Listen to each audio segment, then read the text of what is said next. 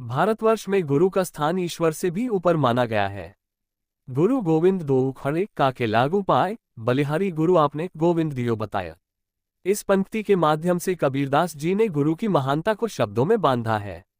गुरु पूर्णिमा का दिन उस दिव्यता का उत्सव है जब हम अपने गुरु को स्मरण करते हैं, उनके चरणों में नतमस्तक होते हैं। इसी भावना को समर्पित है ये कहानी, गुरु का दीपक। पुराने समय की बात है। हिमालय की तराई में बसे एक शांत गांव में एक बालक अर्जुन रहता था। वह अत्यंत जिज्ञासु और उत्साही था, पढ़ने में होशियार और स्वभाव से नम्र, लेकिन उसमें एक अधीरता भी थी, उसे हर प्रश्न का उत्तर तुरंत चाहिए होता।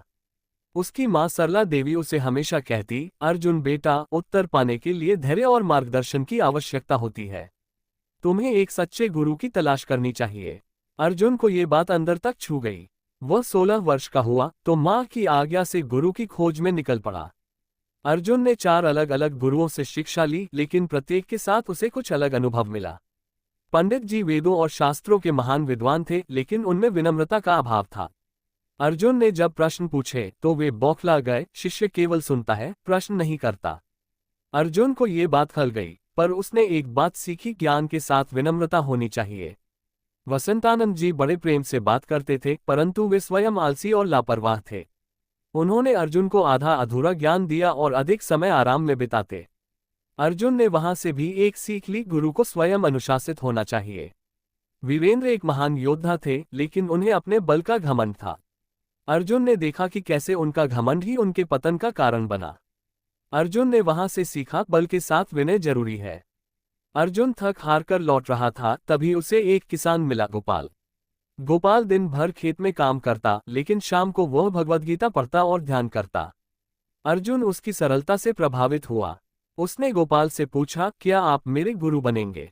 गोपाल मुस्कुराया, मैं तो स्वयं सीख रहा हूँ, लेकिन अगर तुम साथ चलो तो हम एक दूसरे से बहुत कुछ सीख सकते हैं। यहीं से अर्जुन को वह सच्चा गुरु मिला जो स्वयं सीखते हुए शिष्य को सीखने का अवसर दे। गुरु गोपाल ने अर्जुन को खेत में काम करवाया, अनाज छांटने को कहा, गायों की सेवा करने को कहा। अर्जुन को लगने लगा कि यह शिक्षा नहीं, श्रम है। एक दिन उसने पूछ ही लिया, गुरुजी, आप मुझे शास्त्र क्यों नहीं पढ़ाते? गोपाल ने मुस्कुराकर कहा, जब तक हाथों से श्रम नहीं, मन से सेवा नहीं और हृदय में श्रद्धा नहीं, तब तक कोई भी शास्त्र समझ नहीं आएगा। अर्जुन चुप हो गया। कुछ महीनों में वह पुनर्तः बदल चुका था, विनम्र, धैर्यवान और सेवा भाव से युक्त। गुरु पूर्णिमा के दिन गुरु गोपाल ने अर्जुन को एक मिट्टी का दीपक दिया। कहा, इस दीपक को जलाकर पास की पहाड़ी पर ले जाओ और वहां रख कर आओ। लेकिन एक शर्त है, दीपक बुझना नहीं चाहिए। अर्जुन चल पड़ा। रास्ता कठिन था, तेज हवा, बारिश के छींटे, कांटों से भरा रास्ता। अर्जुन अपने अंग से दीपक को ढकता रहा। एक बार वह गिर पड़ा, लेकिन दीपक बचा लिया।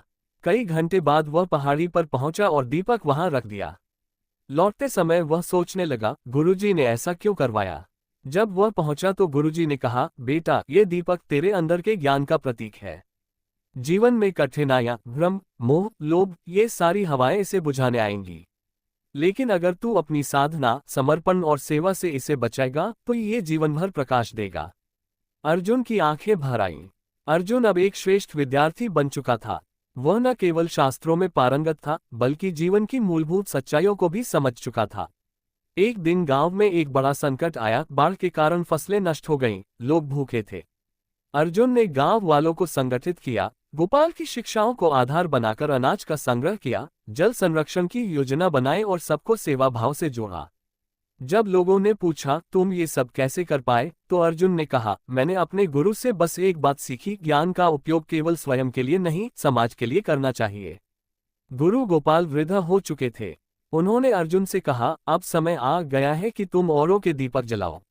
अर्जुन ने एक गुरुकुल की स्थापना की, जहां वह उसी तरह शिक्षा देता जैसे गोपाल ने दी थी, श्रम, सेवा, साधना और सच्चा ज्ञान। हर गुरु पूर्णिमा को वह अपने गुरु के दीपक को एक ऊंची जगह रखता और सैकड़ों शिष्य उस लौ से अपने दीप जलाते। आज भी उस गांव में एक कहावत कही जाती है, जहां गुरु का दीपक जलता है, वहां अंधकार टिक नहीं सकता। सच्चा गुरु वही है जो न केवल शास्त्र सिखाए, बल्कि जीवन जीना भी सिखाए। ज्ञान का उपयोग केवल परीक्षा पास करने या बहस जीतने के लिए नहीं, बल्कि समाज की सेवा के लिए होना चाहिए।